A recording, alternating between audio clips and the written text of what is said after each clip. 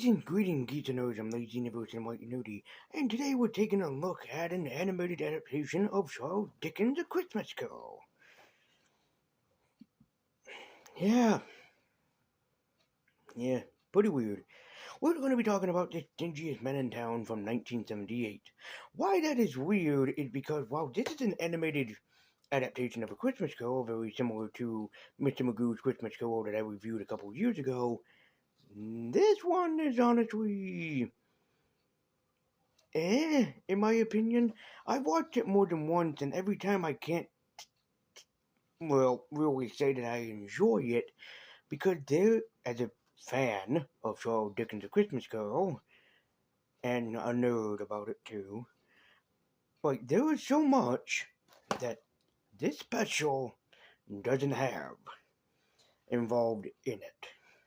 But it does have a pretty all-star cast, like Tom Bosley from, as you might know him better as Howard as Howard Cunningham from Happy Days, and also it has Walter Matthau, who you might recognize more from his comedy work, especially with Jack London. So, is this going to be any decent? Well, aside from those two actors, especially something like Robert Morris, Paul Frees, has a very well-starred cast, there's a lot that the special misses. So we'll get in more into that in just a bit. However, let's dive into classic Christmas favorites, go back in time to 1978, and see what the tale tells us about the stingiest man in town. We open upon a Christmas-themed city, I would assume London, since that's mostly where the Christmas Carol takes place, and we are introduced into our narrator, a humbug. Yeah, I'm not kidding. This is Bah Humbug, our narrator, voiced by the amazing Tom Bosley. And yes, his actual name is Bah Humbug. See, he even has a business card where he is named Bah Humbug. And, of course, he tells us all about the tale of how Scrooge was once miserable and evil. We see Scrooge counting his money, cold, heartless gold, because that is what he's obsessed with, as he yells at children outside. Now see, this is written by the same guy that did Frosty the Snowman and Rudolph the Red-Nosed Reindeer, Romeo Muir, and he also did that really weird Noel Christmas short that you should watch on Favorites' channel. But yeah, it says based on Charles Dickens' A Christmas Carol, which I'm going to point out in this review pretty soon that, well, while this had the characters from the Christmas Carol, this could just be said instead inspired by Charles Dickens' A Christmas Carol, and yeah, nobody would really notice. But who cares? Christmas! Yes, as we see it is Christmas time for Scrooge, but of course he does not make merry, he does not be happy, he is always miserable. As his nephew, Fred, stops by to visit him, and of course he does not care about Christmas or the whole Christmas thing, or even the spirit of the season. Away with you and your infernal Merry Christmas! Which, as for every adaptation, even though he is upset, Fred still tries to bring Christmas cheer to his uncle, and yet his uncle resents him. But the thing is, the special never says specifically why his uncle resents him, which of course would have made this special even more impressive. For you see, the reason why Ebenezer hates Fred and basically just can't stand him is because he blames Fred for the death of his sister, who he once loved. See, for Ebenezer, Fan was the only happiness that he had, the only thing good in his life, and when she died at a young age giving birth to Fred, he blamed Fred. Though it's not Fred's fault, Ebenezer still blamed him anyways, which he later resented and later apologized to his nephew for never being around and always keeping him away. The special also doesn't have Ebenezer's abusive father, the one that would always berate him and tell him what's important and what isn't important, but so I understand why they left him out. Which of course, as per usual, Bob asks Ebenezer for Christmas Day off, and of course Ebenezer agrees that he can have all Christmas off, just be early the next day. But that is, there was something off about that night. The fog was heavier. Everything looked more dark and sinister, and that is until Ebenezer sees an old friend. Ghost.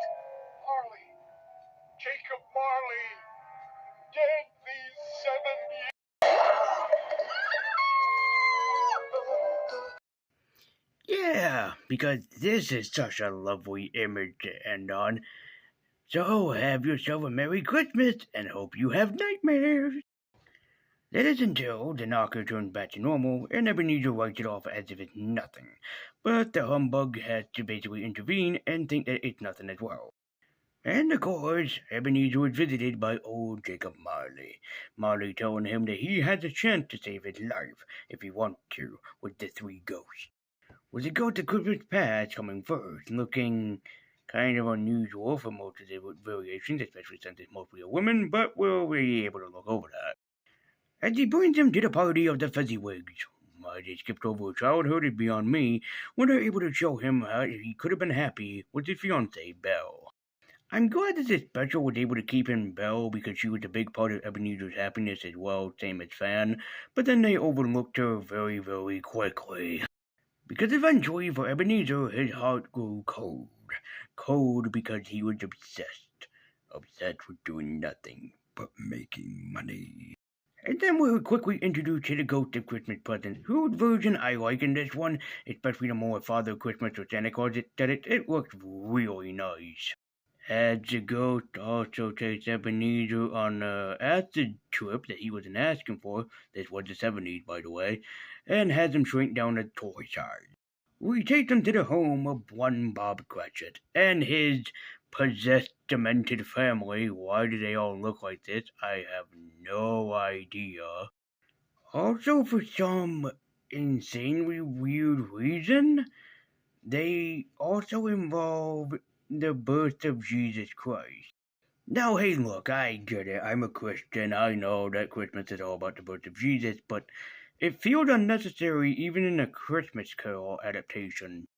As the goat unfortunately tells Ebenezer that, yep, Tiny Tim will die if the shadows of the things that remain are going to be unaltered. Although I kind of miss the ways that the ghost of Christmas past would torture Ebenezer by being dark and sinister, but in this version he isn't. To die, then let him die, and decrease the surplus population. Discovered what the surplus population is and where it is. It may well be that in the sight of heaven you are more.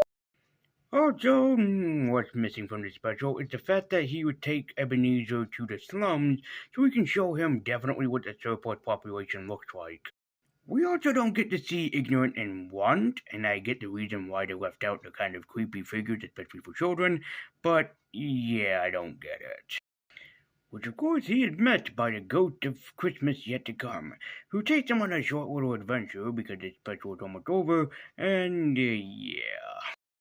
And of course, as per every special, takes him to his grave to show him what will happen if he remains unchanged and unaltered by what happens in the past. Also, what ends up happening that's pretty weird is that his gravestone turns into Satan for some reason. Yes, that's a thing, and Satan inhales all the ghosts.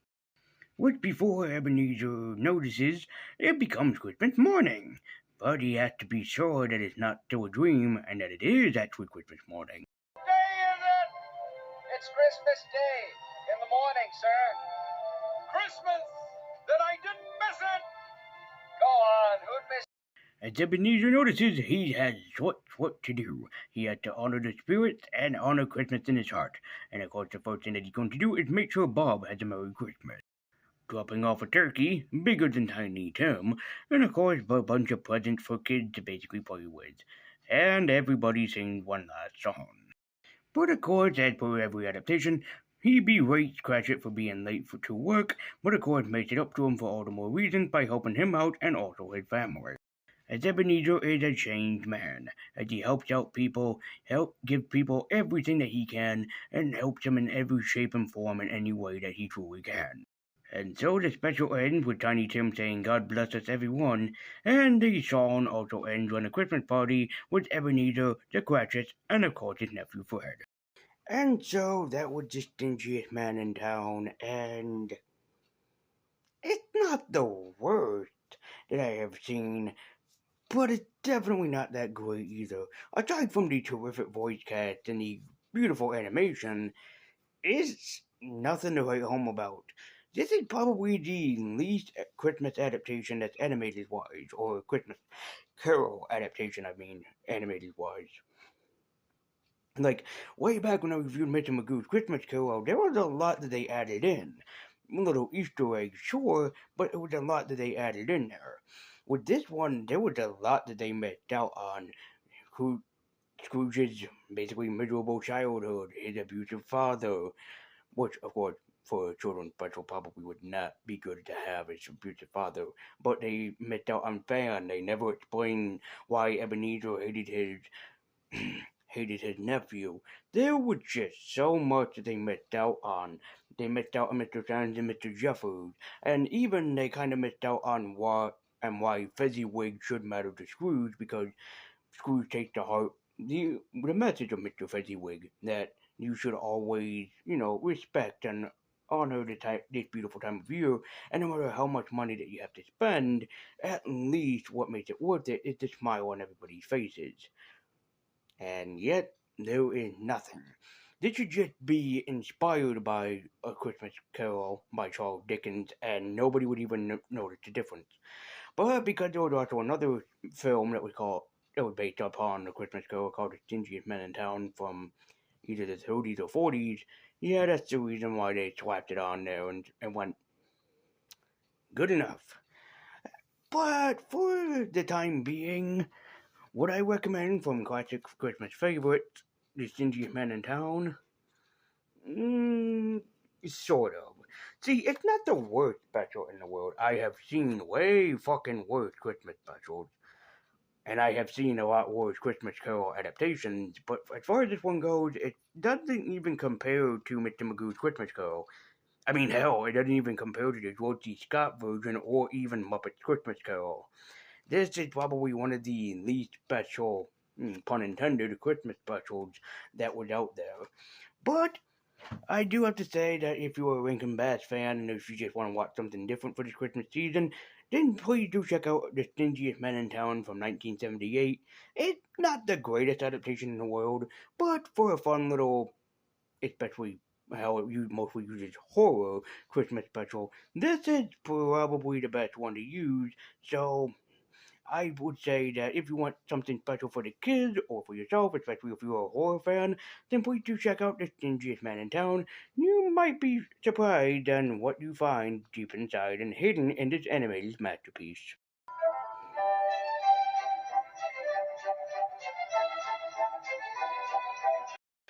Guys, as always, thank you so much for watching. Be sure to like, share, comment, subscribe, hit that bell icon to be notified every single time I make an upload to help this channel and support it grow. You can also help the channel out by sharing these videos around the web, wherever that you please. And also, you can follow me at Twitter with the link in the description down below. So, next month is Christmas! Christmas, Christmas, Christmas. Oh wait, December, but Christmas, Christmas, Christmas. Christmas, Christmas, Christmas. And we have more Christmas specials to get a hold of, especially a few that I have to replace. Still kind of upset about that. But come back next time for one of my personal favorite Christmas specials, and one that should be enjoyed by everyone and anyone. See, you know how I talked about the birth of Jesus here, because Christmas is for us Christians and churchgoers. Mostly it's supposed to be remembered as Jesus' birthday. But there is one animated special that I always enjoy watching every single year, and though, yes, I'm no longer a churchgoer, but still, remember, I am, a Christian, even though I was kicked out of Sunday school.